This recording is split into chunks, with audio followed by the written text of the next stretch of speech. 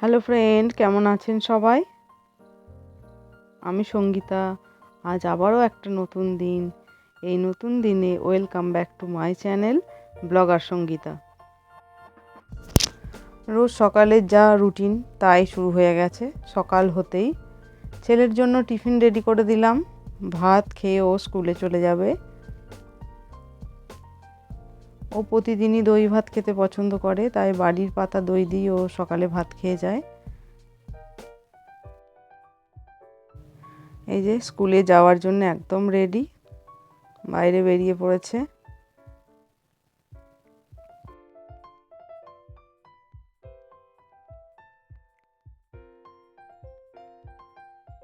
ছেলে স্কুলে চলে যাওয়ার পর স্নান টান করে একদম রেডি হয়ে গেছি।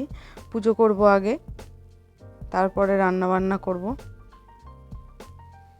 আজকে তাড়াহুড়ো করে একটু রান্না বান্না করে নিতে হবে, কারণ আজ ছেলে স্কুলে যাব একবার, একটা বিশেষ দরকার আছে সেই কারণে।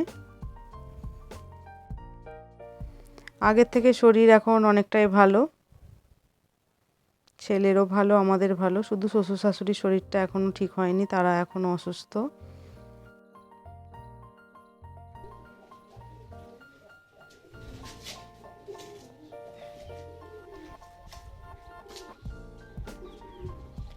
আর শরীর অনেকটাই সুস্থ, শরীর মন সবই ভালো আছে এখন। জানি না, ছাদে জামা কাপড় এক গাদা রয়েছে, এগুলো তুলে নেব।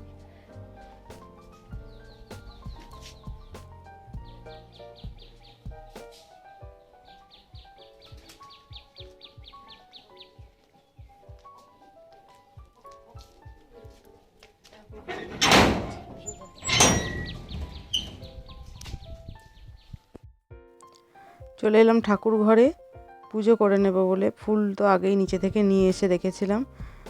ঠাকুর ঘর মোছাও হয়ে গেছে। তাড়াতাড়ি করে পুজো করে নিয়ে যা হোক, একদম রান্না খুবই তাড়াতাড়ি আমায় করতে হবে আজকে, কারণ 10:30 11টার মধ্যে আমাকে ছেলে স্কুলে যেতে হবে একবার।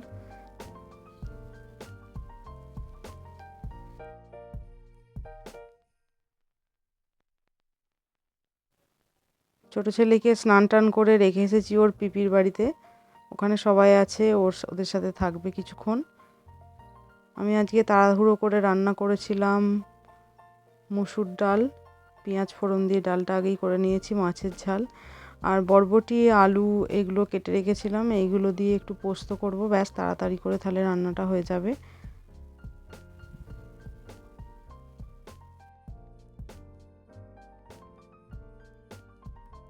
আর এখানে একটু করলা কেটে রেখেছিলাম, করলাগুলো ভাজবো।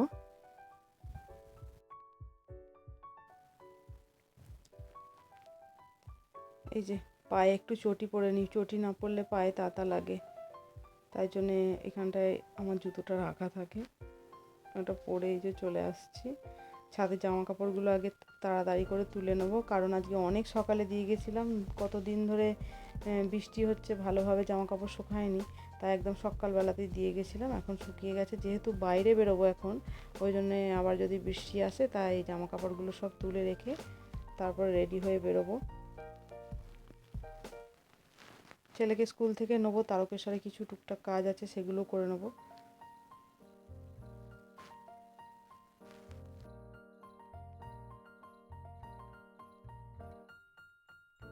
এই যে জামা কাপড় একদম তোলা কমপ্লিট, নিচে চলে যাচ্ছে।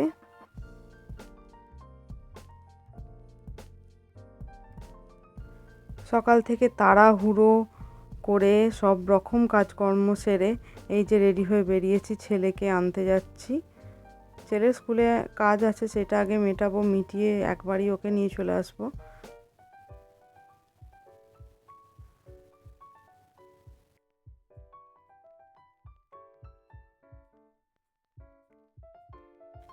এই যে টোটো থেকে নেমে পড়েছি, ছেলে স্কুলের দিকে এবার হাঁটা দিচ্ছি। এটা বাবার মন্দিরের পুকুরের পাশটা, ওই সাইডে মন্দির, এই সাইডে স্কুল। ওই যে দেখুন মন্দির দেখা যাচ্ছে, আমার সাথে সাথে আপনারাও বাবার দর্শন করে নিন। মন ভরে যাওয়ার মতো একটা জায়গা, সত্যি কথা বলতে কি এখানটায় এলে আমার এত ভালো লাগে, এই যে চারিপাশটা কি যে সুন্দর দৃশ্য। এই যে কিছুক্ষণ দাঁড়িয়ে থাকার পর এই যে হাঁটা দিলাম স্কুলের দিকে। স্কুলের ভেতরে কিছুক্ষণ আমাকে ওয়েট করতে হয়েছিল, তাই এখানে দাঁড়িয়েছিলাম একটু। এই যে স্কুলে সব রকম কাজ মিটিয়ে ছেলেকে নিয়ে একবারে ফিরছি। এই যে এবার মা ছেলে টুকটাক কথাবার্তা বলতে বলতে নিজেদের কাজ মেটাবো। আজকে ভালোই রোদ ছিল, তাই ছাতাটাও নিয়ে নিয়েছি। দুজনে মিলে হাঁটা দিচ্ছি, রাজবাড়ির পাশ দিয়ে আমরা আসছি, ওই রাস্তাটা দিয়ে ধরেছি। এই রাস্তাগুলো আমার খুব পছন্দের, এই যে ভালো লাগার রাস্তা। চারিপাশে দোকান, নানান ধরনের খাবারের দোকান, খেলনা, আচার, কি না নেই। নিজের কাজ মিটিয়ে এবার বাড়ি চলে যাব। এখন সন্ধেবেলা, ছেলে পড়তে গেছিল, পড়েও ফিরে পড়েছে, প্রায় 7:30 8টা এরকম বাজে। আমরা এখন বসেছি প্যাকিং করতে।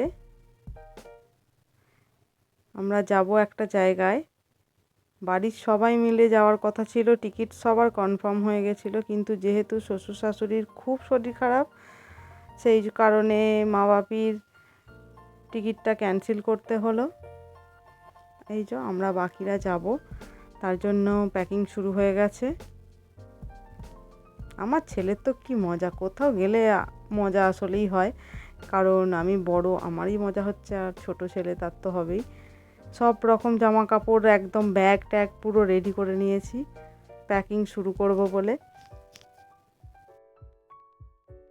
তবে একটা কথা, খুবই সত্যি কথা, যে নিজের ইচ্ছা মতো কিচ্ছু হয় না, ভগবান সব কিছু আগে থেকেই ঠিক করে রাখে। কার সাথে কীরকম হবে সেটা ভগবান আগেই ঠিক করে রাখে। আমরা চাইলেই সব কিছু পাবো না একসাথে। আমার অনেক দিনের ইচ্ছা, এবং আমার হাজব্যান্ডেরও, যে বাবা মা শ্বশুর শাশুড়ি সবাইকে নিয়ে, একদম 4 জনকে এক ফ্রেমে নিয়ে আমরা কোথাও একটা জায়গায় যাব। প্রায় 2 মাস আগে থেকে এরকম ঠিকঠাক করে রেখেছিলাম, এমন কি আমাদের রুম বুক হয়ে গেছে, টিকিট কনফার্ম হয়ে গেছে, সব কিছু ঠিক। অথচ এই গত 15 দিন ধরে আমাদের সঙ্গে যা যা হলো, আমাদের প্রত্যেকটা লোকের শরীর খারাপ হয়ে গেছিলো। আমরা যেতে পারবো কি সেটাই ঠিক ছিল না। আর তারপরে মা বাপি এতটাই দুর্বল অসুস্থ যে ওরা তো যেতেই পারলো না, ওদের টিকিটটা ক্যান্সেল হলো। আমরা বাকিরা যারা টিকিট কাটা ছিল তারা যাব। সব রকম ইচ্ছা যে পূর্ণ হবেই এমন কোনো কথা নেই। মনটা আরও ভালো লাগতো, আরও আনন্দ হতো যদি শ্বশুর শাশুড়িও যেতে পারতো আমাদের সঙ্গে, কেননা এই ইচ্ছাটা আমার অনেক দিনের।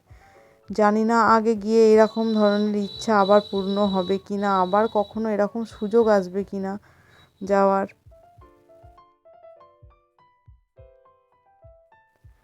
মা ছেলে মিলে প্যাকিং তো শুরু করে দিয়েছি মনের আনন্দেই, কিন্তু যেদিন ফিরে আসবো সেদিন এই প্যাকিং ব্যাগ খুলতে না খুব খারাপ লাগে। যাওয়ার দিন তো খুব মজা লাগে, প্যাকিং করব, কাল সকাল থেকে এরকমভাবে দিনটা শুরু করব, এইভাবে হবে, নানান রকম চিন্তা মাথার মধ্যে নিয়ে, মনে একদম খুব আনন্দ নিয়ে প্যাকিং শুরু হয়ে গেছে। ছোট ছেলে অতটা বুঝতে পারছে না, কিন্তু বড় ছেলের তো আনন্দের কোনো সীমা নেই, মানে কখন যাব এরকম একটা ওর ব্যাপার।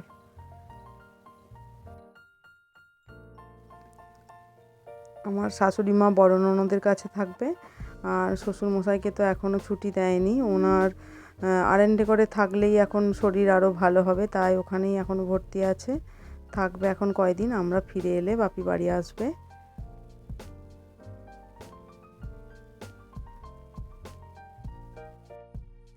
তবে দুজনেরই শরীরের পরিস্থিতি এমন কয়দিন ধরে ছিল, এখন তার থেকে অনেকটাই তারা ভালো আছে, ভালোই থাকুক। কিন্তু মনটা কোথাও গিয়ে একটা খারাপ হচ্ছে যে তারা আমাদের সাথে যাচ্ছে না। 4 জনের জিনিসপত্র মাথায় নিয়ে নিয়ে আমাকে ভরতে হচ্ছে, মাথায় প্রচুর চাপ যে কোথায় কী নেবো। বড় ছেলের ইচ্ছা যে নিজের ব্যাগ নিজেই ক্যারি করবে, তাই ওর নিজস্ব যেগুলো জিনিসপত্র, ওর জামা কাপড়, সেগুলো আলাদাভাবে শুধু ওর একটা ব্যাগ করে দিয়েছি, যেটা ও ক্যারি করবে।